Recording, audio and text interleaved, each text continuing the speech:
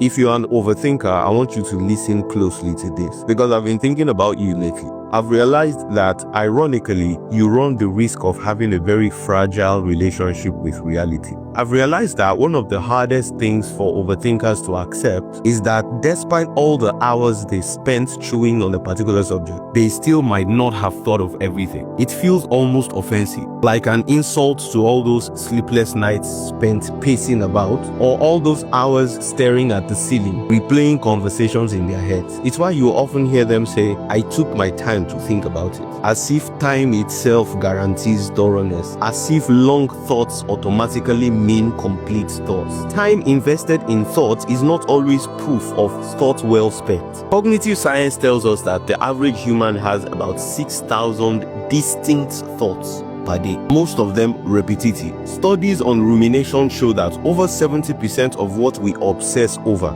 never actually materializes. So all that thinking, it's mostly spent chasing shadows. It reminds me of an old story of 5 blind men feeling different parts of an elephant. One holds the tusk and says, "It is a spear." Another touches the side and says, "This is a wall." Another holds the tail and says, "This is a rope." They each take their time, thoroughly feeling their section, yet none of them actually knows it's an elephant. Time didn't save them from incomplete conclusions. Perspective did. And that's what overthinkers often lack: a fresh angle beyond their own echo chamber. So here's what I've learned. You can spend forever thinking and still miss the obvious, because time is not the same as truth, and mental labor is not always mental progress. Sometimes the best way to see your blind spots is not more time alone in your head, but stepping back, switching the light on, or inviting another pair of eyes, because in the end, it's not in how long you thought, it is how far your thoughts actually travel.